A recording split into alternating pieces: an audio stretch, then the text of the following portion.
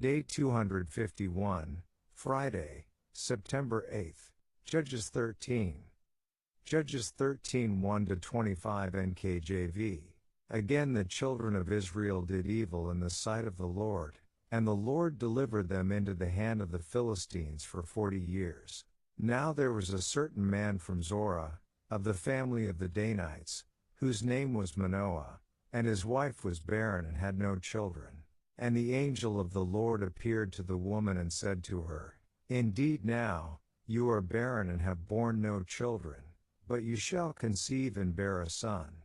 Now therefore, please be careful not to drink wine or similar drink, and not to eat anything unclean.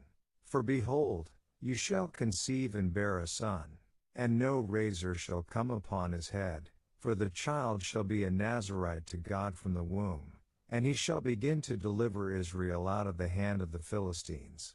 So the woman came and told her husband, saying, A man of God came to me, and his countenance was like the countenance of the angel of God, very awesome. But I did not ask him where he was from, and he did not tell me his name. And he said to me, Behold, you shall conceive and bear a son. Now drink no wine or similar drink, nor eat anything unclean, for the child shall be a Nazirite to God from the womb to the day of his death. Then Manoah prayed to the Lord, and said, O my Lord, please let the man of God whom you sent come to us again and teach us what we shall do for the child who will be born. And God listened to the voice of Manoah, and the angel of God came to the woman again as she was sitting in the field, but Manoah her husband was not with her. Then the woman ran in haste and told her husband, and said to him, Look, the man who came to me the other day has just now appeared to me. So Manoah arose and followed his wife.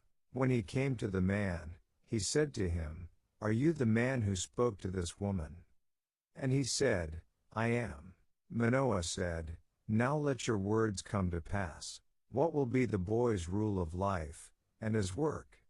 So the angel of the Lord said to Manoah, Of all that I said to the woman let her be careful. She may not eat anything that comes from the vine, nor may she drink wine or similar drink, nor eat anything unclean. All that I commanded her let her observe. Then Manoah said to the angel of the Lord, Please let us detain you, and we will prepare a young goat for you. And the angel of the Lord said to Manoah, Though you detain me, I will not eat your food. But if you offer a burnt offering, you must offer it to the Lord. For Manoah did not know he was the angel of the Lord. Then Manoah said to the angel of the Lord, What is your name, that when your words come to pass we may honor you? And the angel of the Lord said to him, Why do you ask my name, seeing it is wonderful? So Manoah took the young goat with the grain offering, and offered it upon the rock to the Lord. And he did a wondrous thing while Manoah and his wife looked on. It happened as the flame went up toward heaven from the altar. The angel of the Lord ascended in the flame of the altar. When Manoah and his wife saw this, they fell on their faces to the ground. When the angel of the Lord appeared no more to Manoah and his wife, then Manoah knew that he was the angel of the Lord. And Manoah said to his wife, We shall surely die, because we have seen God.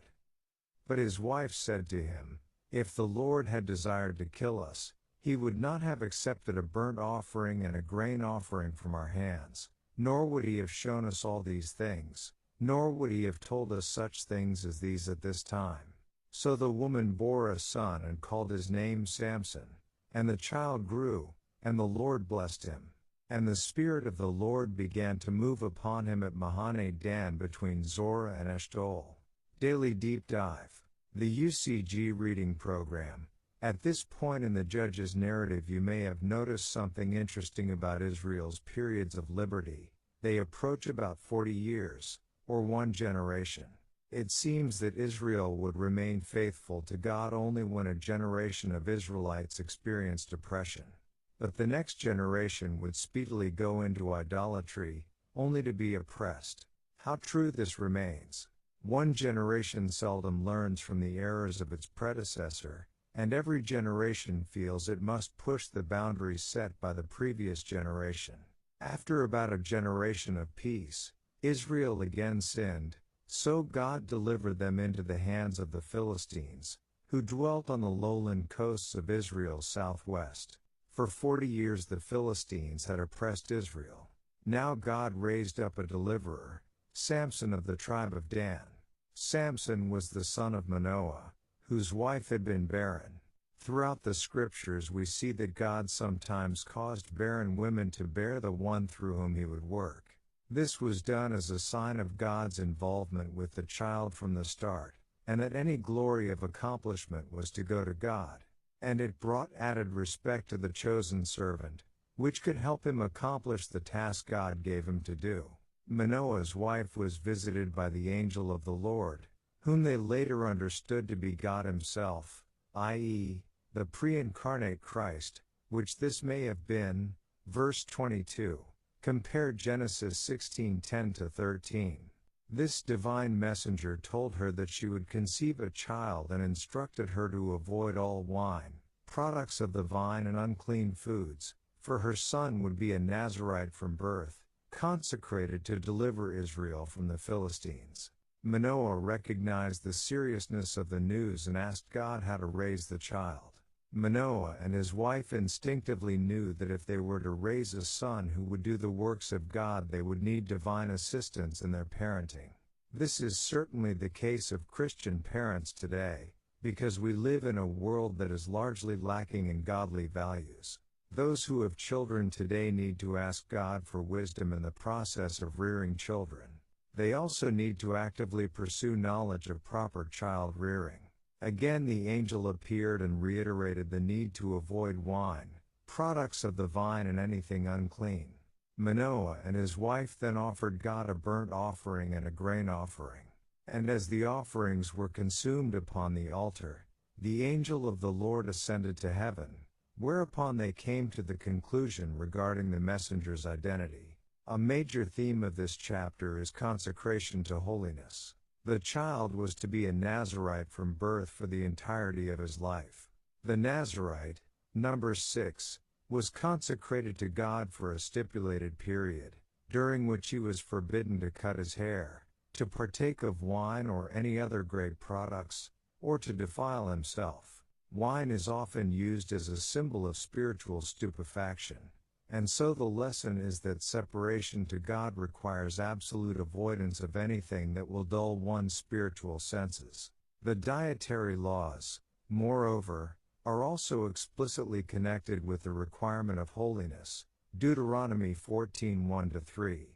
Thus, the lesson is that the raising of holy children is only possible through holy parents doing all they reasonably can to remove sources of spiritual defilement from their children. Of course, even this will not guarantee the child's persistence in holiness, as it certainly did not in the case of Samson. Surprisingly, however, for those readers interested in biblical typology, the story of Samson appears to offer, to a limited degree, a type of Christ. Samson, whose name means like the sun, was Israel's deliverer and strong man. Christ, the Son of Righteousness, Malachi 4:2, a sun and shield, Psalm 84:11, is Israel's deliverer and strong man. Compare Luke 11:21-22. Samson had miraculous physical strength. Christ had miraculous spiritual strength. Samson's conception was announced by a spirit messenger from God, as was Christ's. Both Manoah's wife and Mary conceived as a result of divine intervention. Samson was separated to God from conception and for the entirety of his life, as was Christ, though Christ was not a Nazirite as some argue. Moreover, as the story will unfold, Samson's greatest victory came at the hour of his death, as did Christ's. There are marked differences between them, of course. The type breaks down when we see Samson unwilling to submit to God for so much of his life, unlike Christ who obeyed his Father perfectly. Still, there are some parallels, and Samson's name was, in the end, recorded in the Hall of Faith. Hebrews 11:32. End. Verse 18. Dive into this wonderful